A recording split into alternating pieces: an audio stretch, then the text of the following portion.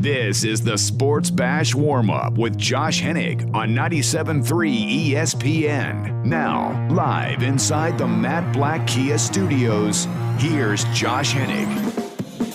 Go! Fortune fame, mirror vein, gone insane, but Hey, welcome into a Wednesday edition of the Warm-Up. Josh Hennig here on 97.3 ESPN. Text board is open as always, 609-403-0973. Got a lot to get to as what is going on with Carter Hart. Some perspective on the Sixers as they're just a couple days away from their first scrimmage. Plus, it's a Weinberg Wednesday. Dave Weinberg joins us every Wednesday. They talk with this week some Eagles and NFL. Also, we'll get his perspective on Tiger Woods' return to golf action. Is he giving a thumbs up or a thumbs down? All that and more coming up with Dave at 125. Also, we got to get to some of the Phillies moves. They are making more moves to the roster as they are finalizing their roster. So all of that and more. We got 1 hour to get to it all right here on 97.3 ESPN. Josh Hennig hanging out with you. Leading up to the Sports Bash with Mike Gill and Hunter Brody. We have a very busy show today, coming out from 2 to 6. So make sure you keep it tuned all day today, like yesterday. We got you covered all day from now until 6 p.m. right here on 97.3 ESPN. So a couple of things we want to get to here. I wanted to, just kind of jump off the top and touch on a couple of the news items here. So the Phillies have already started making some moves in terms of their roster. So Josh Harrison has requested and been granted his release by the Phillies. The Phillies have transferred Spencer Howard, Mauricio Rivera, as well as Addison Russ and Logan Ohope to Lehigh Valley. So that basically gives you an idea that Spencer Howard, they're going to use that whole situation with him and the service time. They want to make sure they get the service time fully in there for him so they don't have to go too early into arbitration and all that stuff. So the Phillies are kind of using the system. But I expect him to pitch this year, as we've been discussed all week, actually last couple of weeks here on 97.3 ESPN. But the bigger deal to me I want to touch on is, so with Josh Harrison out, I think it looks like that your Phillies utility backups are probably going to be Neil Walker and Phil Gosselin. And I think what's interesting about those two moves is that you think about guys like Harrison and Forsythe. These are two guys who were formerly starting players at the major league level. And now they're not making the Phillies, or at least they don't have a major role with the Phillies in terms of the reserves. I thought it was interesting this week, Frank Close has talked about the fact that Neil Walker is a switch hitter. So that is a factor in him making the roster. There is probably something to the fact that Gosselin did get on the radar last year for the Phillies, and the reality that Joe Girardi has already confirmed that Gosselin is in the mix to make the roster. I think that you think about Harrison and Forsythe, that they're a little bit older than Gosselin. There may be something to that as well. So with the Phillies, you cannot deny that the roster is coming together, but you also can't deny the impact of the DH. I think that if there was no DH, that a guy like Logan Forsythe makes the team, because Forsythe is a guy who kind of fits the traditional pinch hitter mold. Back in the day for the Phillies, it was guys like Greg Dobbs, right, and Matt Stairs. Well, Forsythe will have been that kind of guy. And now with no pitchers hitting, you're removing a complete aspect, an important aspect of the National League game that was in place for 100+ years. And that was the pitcher hits, you bring in a pinch hitter to hit for him, you bring in a new pitcher the next inning. That whole aspect of strategy is going completely out the window. So that changes how you look at the guys who are in the backup roles. So without that role, I think it's a huge impact on a guy like Logan Forsythe. And then you look at a guy like Phil Gosselin. He's younger than Harrison, so there's probably a factor to that why he would make the team instead of Harrison long term. Now, Harrison did request and was granted his release, so it's not like the Phillies cut him first. The Phillies cut Logan Forsythe first, but Josh Harrison had to see, what was going on. He had to see that, he wasn't going to get a major role in this team, and maybe he just wanted the chance to go elsewhere and play. So it's interesting watching the Phillies roster slowly come together as we are just a day and change away from the start of the 2020 baseball season. Of course, you can hear opening night of the baseball season. Tomorrow night, we have Yankees versus Nationals. You can hear it right here on 97.3 ESPN tomorrow night. Also, in the news cycle was the story that came out yesterday that kind of built up over time yesterday, which was the Carter Hart situation. Now, Carter Hart, according to reports, has back spasms, and Kevin Durso is going to be joining the Sports Bash coming up at 3:40 today to talk more about it. But I would say that there's two sides of this issue. The one side of the issue is it's better that he has back spasms now on July 21st and 22nd than when the Flyers are starting the postseason in the depths of August. I think that the Flyers can get by for a couple weeks not overworking Carter Hart. And usually a back spasm is something that can be worked out, with training and with time. And we would assume that he is going to be fine and that he would be on track to play the round-robin games. But big picture, you don't really need him to play next Tuesday's exhibition versus Pittsburgh. You have Brian Elliott, and you're going to have a larger roster to work from. So maybe that's a game where you work in one of the other backup goalies like Andy Lyons in there.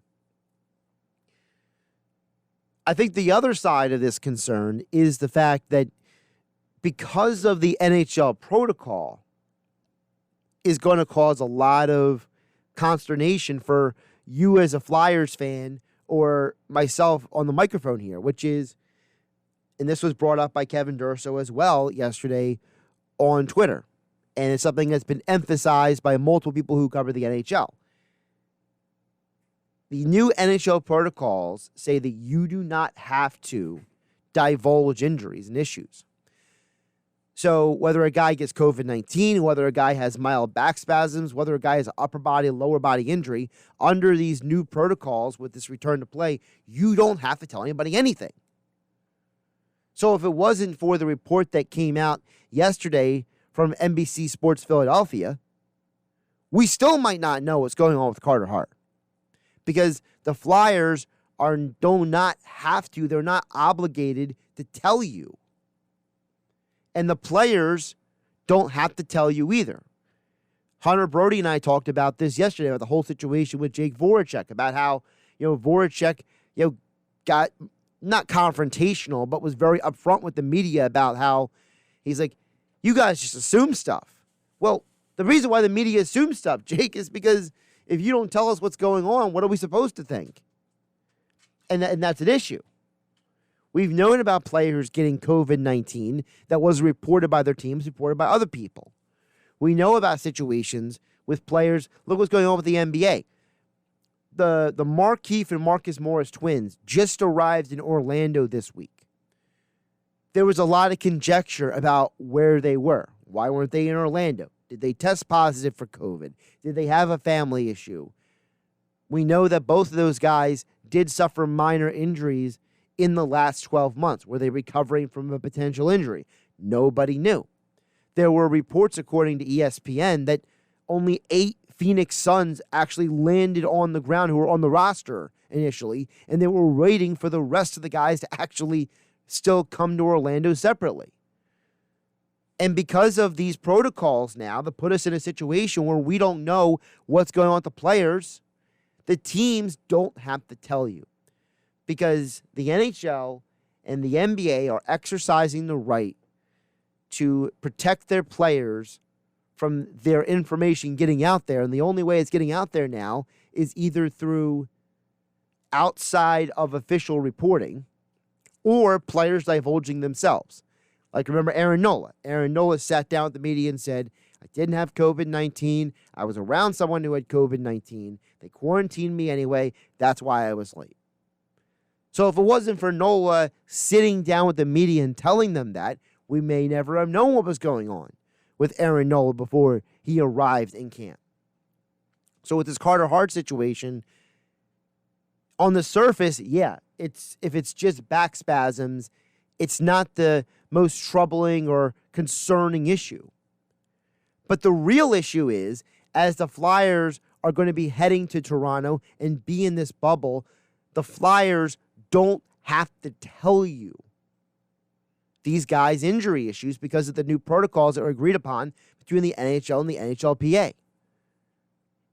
So it's going to be very interesting as we go forward how we get information about injuries. You know, there's going to be nobody in locker rooms. So there can't be some random media guy who happens to observe fill-in-the-blank player going to and from the training room or walking around with a limp in the locker room.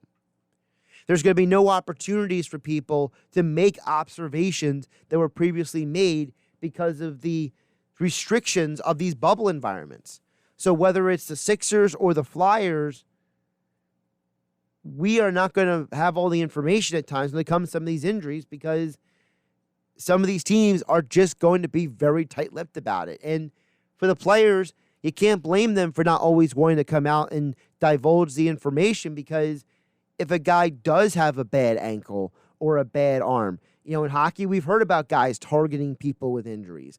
In basketball, if somebody knows that you have an injury, they might try to take advantage of you. If they know you have trouble backpedaling, maybe a guy tries to attack you offensively more often. There are side effects and issues that come with divulging these injuries. So that's definitely something we got to keep an eye on. Again, Kevin Durso joining the guys coming up at 3:40 today on the Sports Bash on 97.3 ESPN. Text board is open, 609-403-0973. Again, Weinberg Wednesday coming up at 1:25. We'll get more into the NFL with no preseason. What does that mean for the Philadelphia Eagles? That and more with Dave coming up in about 13 minutes from now. I also wanted to backtrack. I'm going to try to hit on all three teams here. So we opened up, we talked about the Phillies, talked about the Flyers. I want to get back to the Sixers conversation we had yesterday.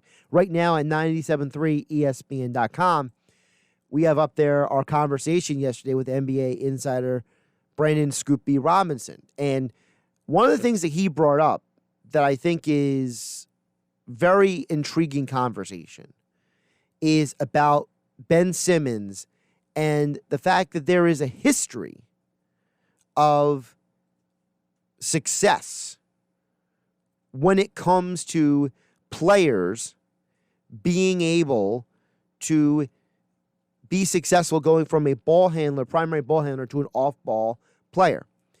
And it's not an apples-to-apples comparison. So in no way does any of this say, yes, Ben Simmons is going to be as good as another player. And anybody who assumes that, I think, is just being ridiculous. But it's a different, interesting way to look at it because a lot of times we make assumptions about players' success without understanding that there might be a history that allows them to have that success. So a perfect example of that is this situation with Ben Simmons. One of the things that Brandon Robinson brought up yesterday was about how Allen Iverson, almost 20 years ago now, was moved off the ball and Eric Snow was the point guard. And I thought that was a very interesting thing to bring up, not just because of Iverson and the team's success that year, but because of the fact that when you think about that season, you know, going back and watching games, and those of us like myself and Hunter Brody, we probably spent way too much time watching classic games, but one of the classics that have been on NBA TV and on different networks is that season. Part of it was because they replayed the entire Raptors-Sixers conference final because of the fact that Vince Carter retiring this year, so they wanted to show off some of those games. And one of the things they showed on NBA TV was that entire series where Vince Carter and Allen Iverson went blow for blow in each game, and the series was phenomenal. It was incredible. But if you go back and watch that series, you go back and watch the classic Sixers games, it's not that Allen Iverson wasn't handling the ball. It wasn't that Allen Iverson wasn't out there never touching the ball and was only a catch-and-shoot guy. Absolutely not. And I think if the offense was that, you probably would have heard Iverson complaining about that as well as a lot of other things with the offense. And I don't think they could have been as successful. Iverson definitely needed the ball in his hand. But when you think about that season, Eric Snow brought the ball up the court. Iverson would either run off a screen or he would take a handoff from Snow, and the offense would still run through him. So why can't the Sixers do a similar thing with Ben Simmons? There's an assumption that, he's playing the 4, he's playing the dunker spot, that he might not touch the ball. And I think that's completely incorrect. And this is something that Mark Jackson brought up on the Sports Bash about the fact that Ben Simmons is still going to be handling the ball, but that Shake Milton is there to add to the offense, not take away from the offense. Not get anything confused here. Ben is still going to be doing the same old. He's still going to be catching the ball, acting like a Tesla Model X, and with his speed from 0 to 60, and still be the primary ball handler. It's just that they added another floor spacer out there to help space the floor, to help Ben get to the rim more, as well as gives Joel more room to function. So it's not that Ben Simmons was a failure at the point guard position, or that the Ben Simmons experiment is dead, or any of that kind of stuff that I've heard people say and insinuate. It's that if you can add another dynamic to the offense, if you could put Ben Simmons in a better position to be successful, put the Sixers in a better position to be successful, why not? And listen, when you start thinking about all the instances where a primary ball handler was put in a position to play off the ball more often, and the success that that player and those teams had, there's a good history of it in the NBA. Ben Simmons will not be the first guy who was considered a primary point guard to end up playing off the ball. One of the instances that Scoop B brought up yesterday on 97.3 ESPN was the Miami Heat. The first year the Miami Heat lost with LeBron, Chris Bosh, Dwayne Wade to the Mavericks. The next year, Mario Chalmers became the primary point guard for the Miami Heat. That allowed LeBron James to play off the ball even more. And in an offense that had Chalmers, Wade, and LeBron all as ball handlers at different points in the offensive setup, well, what happened that year? LeBron James went on to win the regular season and finals MVP. He won his first NBA title. And the formula was established moving forward for when he returned to Cleveland. Kyrie Irving kept playing point guard. It's not that LeBron stopped handling the ball. It's that LeBron had pressure taken off of him to be a more dynamic player off the ball. Again, the same thing with Allen Iverson. Allen Iverson was told, you don't have to run the offense, but the offense is still going to run through you. Another instance Scoop B brought up yesterday on the show was a situation with Magic Johnson with the Lakers.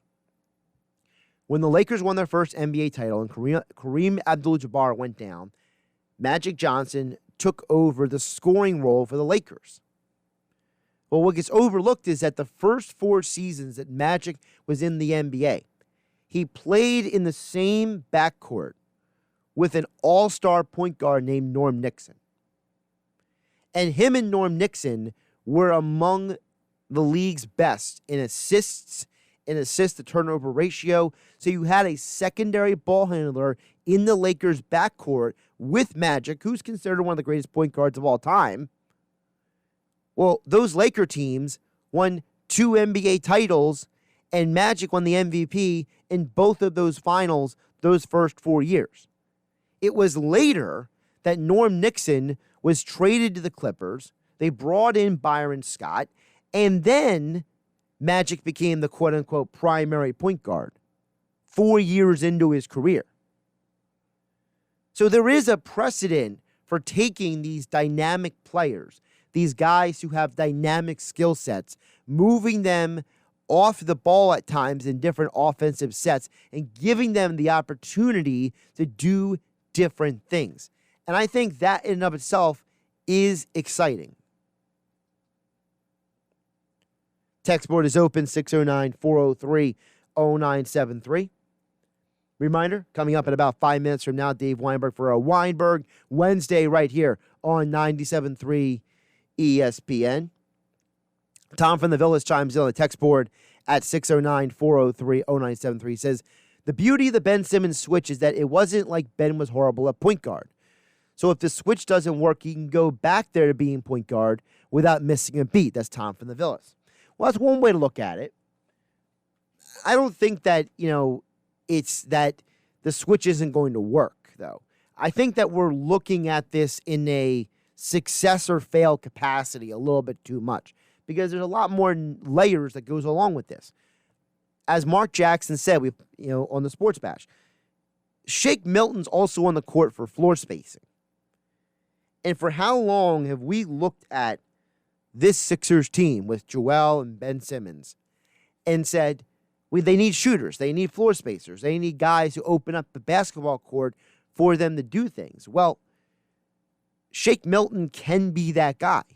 He can shoot the three. He can be a perimeter threat. He can be a guy who can stretch another team's defense in different ways because of how he can handle the basketball. Because Shake Milton played point guard in college. He played point guard in the G League. He has experience playing at the NBA level when Ben Simmons got injured playing point guard. So we know that he can get the job done as a ball handler. And yeah, there probably will be times that Ben Simmons gets shifted back to the point guard position depending on matchups and depending on situations. Look what's going on with the Bucks right now. The Milwaukee Bucks do not have Eric Bledsoe or Pat Connaughton in Orlando right now. Now, Bledsoe is recovering from COVID-19. They expect him to be back and ready to go in time at the worst for the playoffs. But in the meantime, what if Bledsoe doesn't play certain games for the Bucks? And Giannis does play a little bit more quote-unquote point guard. And George Hill is on the bench. Ben Simmons versus Giannis. Let's go. So there might be situations like that or others where Shake Milton goes to the bench, Ben slides into the point guard position, and they make modifications to the lineup on the floor depending on who gets rest when. So I hear what you're saying, Tom, from the Villas. I just don't think that, this idea that if it doesn't work, I think we're being a little presumptive in thinking that there's a potential that it might not work. Because to me, it's less about it not working than it is about the fact that this Sixers team, has a golden opportunity to play a style of offense that we haven't seen before. And for an NBA that might not be ready for what's coming, that could be to the Sixers' advantage. We'll get to more text messages in just a bit. 609-403-0973. Josh Hennig here on 97.3 ESPN. By the way, this week, 97.3 ESPN has again teamed up with Seize the Deal for another incredible weekly offer. And this week, you can get a $50 gift card to Dockside Cafe for just half the price. That's right, Dockside Cafe on South Green Street on the historic Tuckerton Creek. You can come by land, come by sea. Either way, get the Dockside Cafe. So that's this week's SeizeTheDeal.com opportunity. For more information, go to the 97.3 ESPN mobile app. A $50 gift card starting this Friday. You can get it for Dockside Cafe for just half the price. 97.3 ESPN mobile app for more details. Josh Hennig back here on the warm-up 97.3 ESPN. It's Weinberg Wednesday. As always, Dave Weinberg joins us each and every week. Talk about what's going on in the sports world, and we have a lot to get to today on a Wednesday. Make sure you're following Dave on Twitter at DaveWeinberg19. Also check out his new Extra Points column right now at 973ESPN.com. AC left out of boxing's resurgence. We'll get to that and more right now with Dave. And I'll guess he joins us on the Boardwalk kind of hotline. Dave, how you doing today?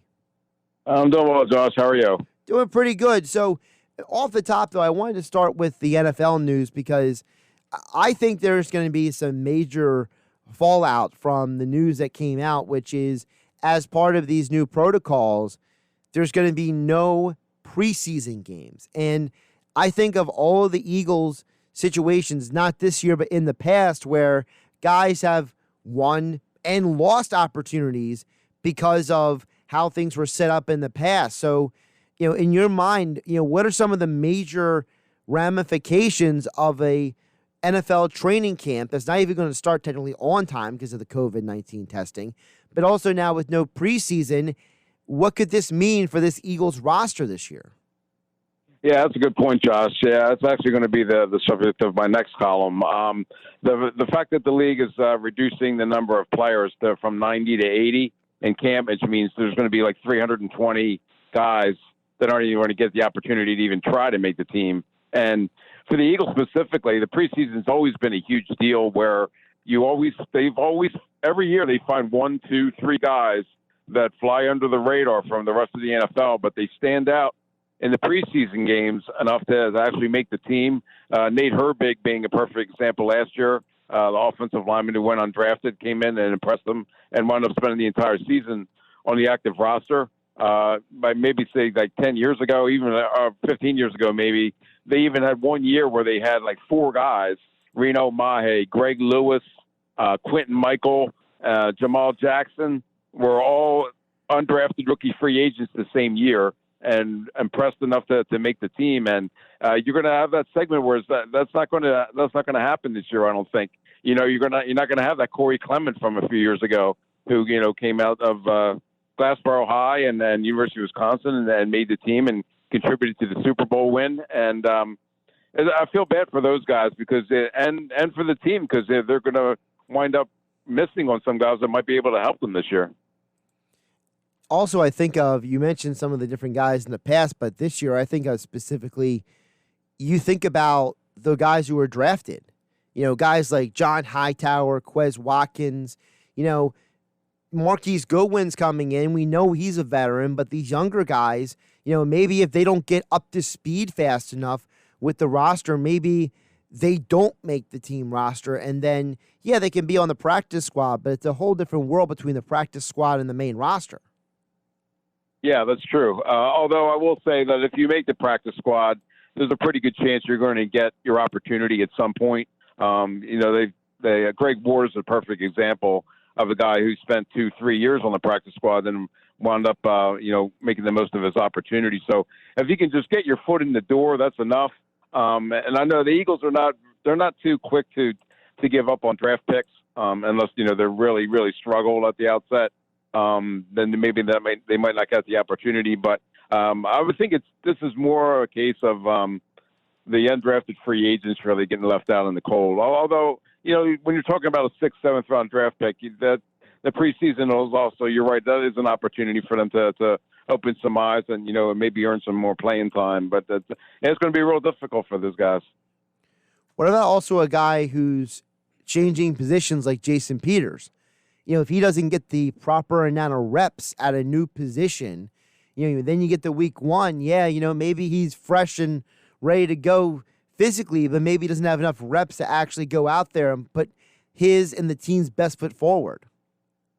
Yeah, that's a good point, Josh. And the fact that they've severely restricted the off-season workouts and the practice time that they've been able to have. From what I understand, you're only allowed to have 8 padded practices now, I think. So that's another thing that's going to hold some guys back. And you're right. I mean, Jason's a veteran. He knows his way around, obviously. But the fact that he is moving from tackle to guard, that's not the simplest of transitions.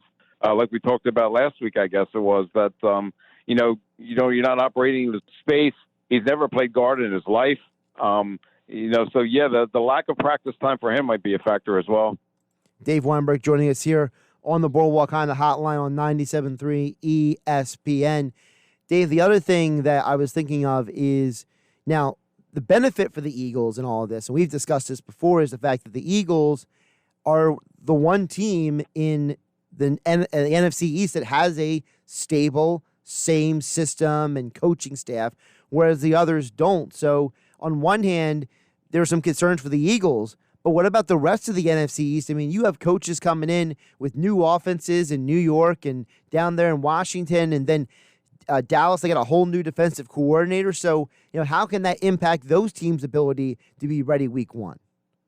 Oh, you're absolutely right. That gives the Eagles a pretty sizable advantage, I would think. I mean, it's going to be tough for the new guys coming in to adapt, but they're kind of set in their ways. They have Doug Peterson and Jim Schwartz have been there for a while now. Everybody knows what to expect. Everybody knows the systems. I mean, the guys who are coming back, they know how to do things. And you're right, when you change coaching staffs, when you change regimes, that puts a lot of pressure on the players as well to adapt and to learn on the fly almost. And the fact that they haven't had any off seasons, there were no OTAs or mini camps for those guys, to get their feet under them and learn the systems. That's going to be a factor going forward, I think. And then you add in the no preseason games too. Also, how sloppy could we end up seeing the first 4 weeks of the season? I mean, no preseason. You're not even going to get some of these contact practices. It looks like till the middle of August. If we're going by the schedules that have been put out there by guys like J.C. Treader of the NFL PA, if that's the case, I mean, I'm not trying to overemphasize it, but I mean, my goodness, Dave, the first 4 weeks of the NFL season could be some really, really sloppy football at times. Yeah, it could. You're right. The preseason is the time when you kind of iron out the kinks, and it's not just the players, but it's even the officials too. I mean, the referees catch enough flack as it is, but then you factor in them; they're just going out on the fly as well without any time to really prepare and and get adjusted to everything. So yeah, when you factor in the players, the coaches, officials, that could be a product that you might not be real thrilled to watch the first couple weeks. Absolutely. He's Dave Weinberg, longtime Eagles veteran, beat writer. Follow him on Twitter at Dave Weinberg 19. Also check out his extra point columns at 973ESPN.com. Dave, your latest extra point column is about Atlantic City being left out of boxing's resurgence, and I think it was very interesting. That's something that you and I have talked about previously, about the fact that, because New Jersey hasn't had the surge in COVID cases that other parts of the country, there was a thought when we discussed this last time that, maybe Atlantic City, it would make sense for them to bring some of these fights into town. But on the flip side, it seems like they're just not even looking at all. Why is that? I wish I knew, Josh. I talked with Larry Hazard yesterday, as a matter of fact, about this. And, there's other states are starting to open up things. There's Showtime announced, 8 fight cards from now and December. All 8 are being held at the Mohegan Sun in Connecticut. ESPN has been hosting shows since, about a month ago, I guess, and they're holding them in Las Vegas. But Atlantic City just doesn't seem to they're not even on the radar right now. And Larry has told me that, and Nick Lembo, who pretty much oversees the MMA section of the combative sports for New Jersey, they have their protocols in place. They have their guidelines established. They're ready to go, but for whatever reason, Governor Murphy or whoever, they just don't seem to consider those sports, as that important, I guess. Which, I can understand. There's bigger things in the world to worry about, obviously. But you would think that because things are starting to get back to normal a little bit, casinos are reopening, that you would think boxing and MMA will at least get the opportunity to show that they're ready to handle this in New Jersey, and they're not getting it right now. Do you think part of the reason why they're not getting the chance is because maybe there's not an understanding of how, not, for example, like Larry Hazard obviously is a guy, you've mentioned this before numerous times about how, this guy is on top of everything.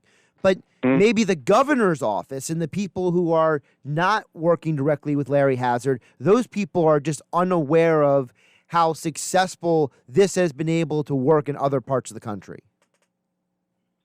Yes, they are. Then that's something they need to take care of, because you can turn on ESPN and see fights all the time, and it's I'm not really sure what the reasoning is. I don't know. Maybe it's because that the casinos are only allowed 25% capacity right now. There's no indoor dining, so but even then, all these events would be held without fans anyway. So I don't see what the big drawback is.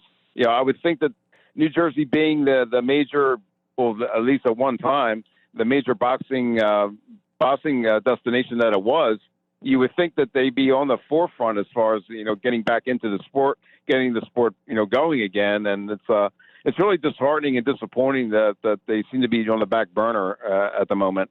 I'm really hoping that it turns around soon, though. Again, folks, can check out your Extra Points column right now at 973ESPN.com. More about that. Dave, you and I have talked about golf multiple times over the weeks, and last weekend was the return of Tiger Woods. And, well, at the end of the tournament, he didn't look like Tiger Woods very much, Dave. So I wanted your impression about how you thought Tiger did in the tournament overall, because it seemed like a lot of guys were, pushing that cut line more so than expected. Yeah, that was a really, really tough tournament for those guys. It was Jack Nicklaus's course at Murfield, and it's kind of what you prefer. Would you rather see guys going like 22 under par, or would you rather see them trying to scratch just to make even par in a tournament? And this was almost like a U.S. Open. It was so difficult, and on the one hand, it's kind of a relief almost to watch the top guys struggle a little bit, but I'm more in the camp where I would rather see them really excel and fire those 62, 63s every round. And because they're the best in the world, and I enjoy seeing them, at their best.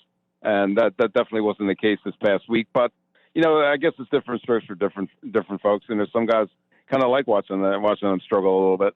See, I'm with you. I prefer to see them excel, because to me, if you're among the best in the world at something, I want to see the best in the world show how great they can be. And it just seemed like at times, like I'm watching guys, missing putts. I forget who it was, the one guy who missed a putt. He literally just stood there and walked off the green, looked at the green, and walked back on. Like, I think it might have been Koepka. He was looking around like, did that really just happen? Because it was obvious he expected the ball to move one way, but a totally different direction. And I'm just thinking, I'm like, this is not great quality golf. Whereas I'd rather watch the guys, like you said, go out there and rule the course and show us how good they can be.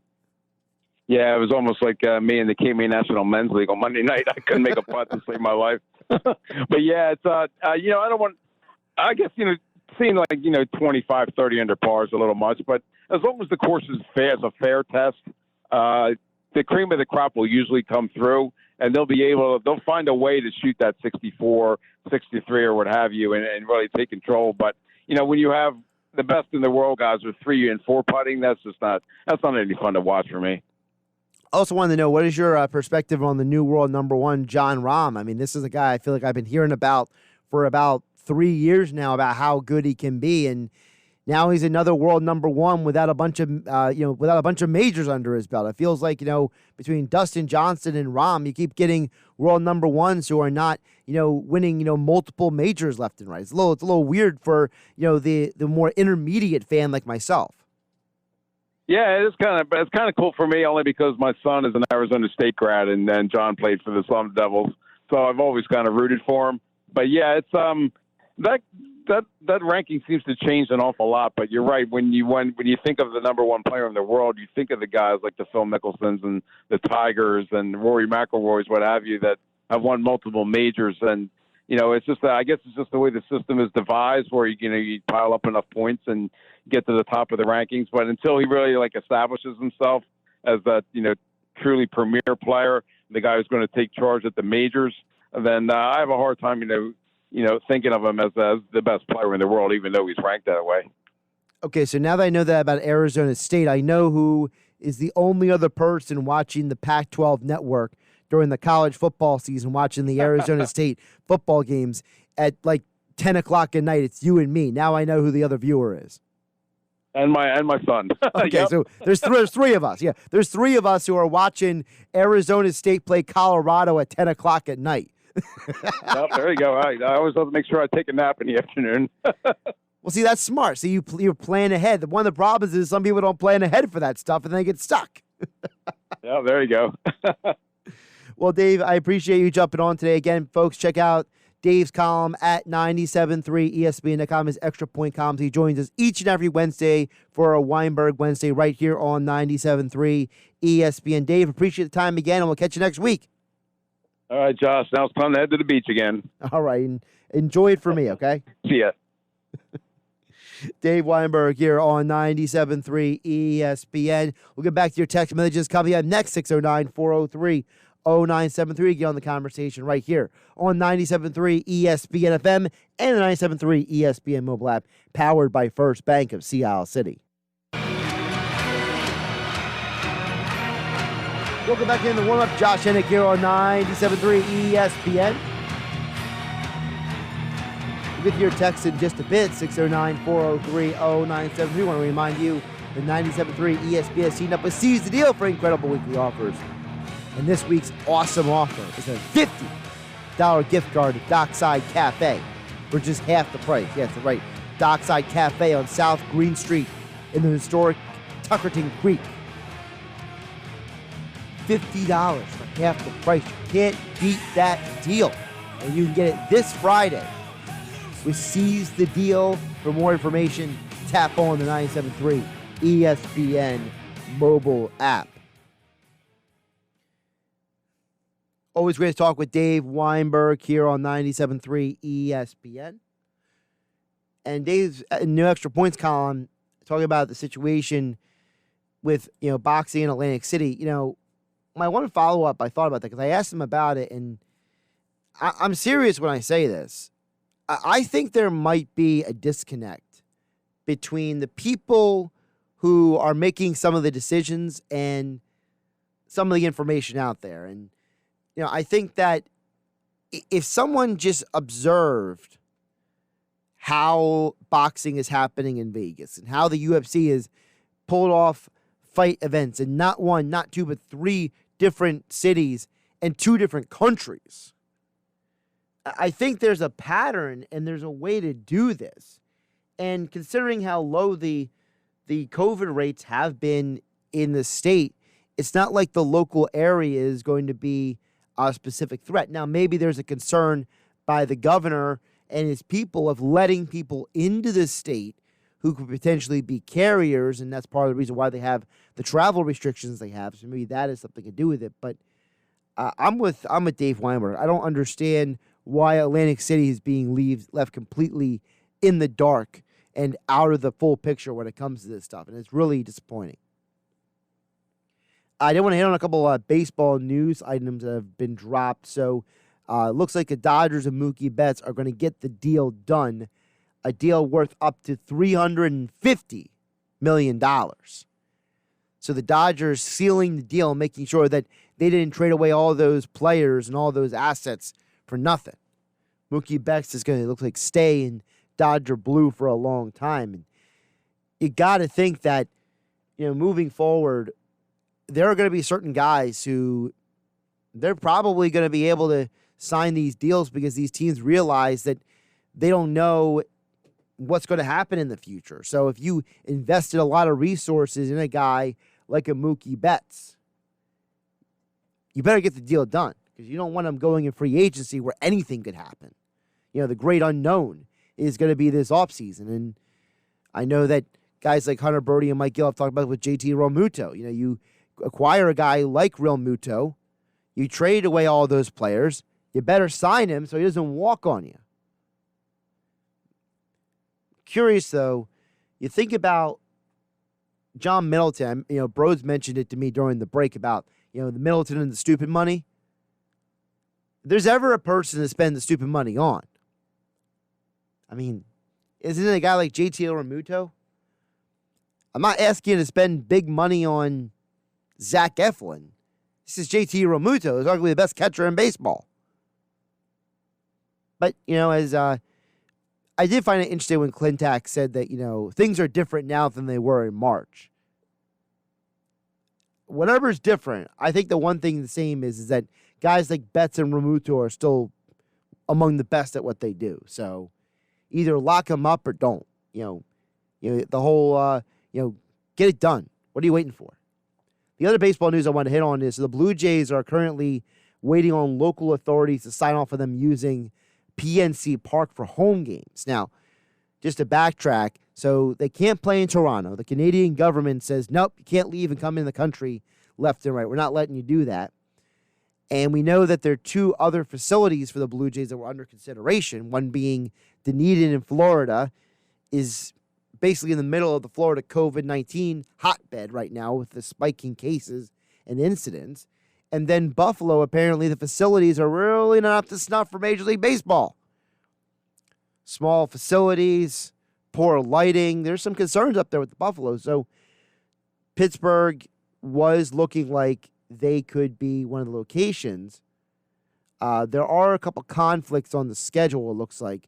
One series with the Pirates, at least one series with Pirates, and the Blue Jays would overlap. But it looks like the Toronto Blue Jays may be on their way to playing their games in Pittsburgh, which reminds me years ago of when the Montreal Expos, which later became the Nationals, were playing games in Puerto Rico because they couldn't play in Montreal and that whole mess. So what do? We call them the Toronto Blue Jays. Actually, no, it is. It's like the MMA fights. So-and-so by way of San Jose from Brazil. Is that what we're going to do with the Blue Jays? The Blue Jays, by way of Toronto, from Pittsburgh, the Blue Jays. They'll probably find some way to make it overly complicated when it's not necessary. It's baseball. Let's make things complicated for no good reason.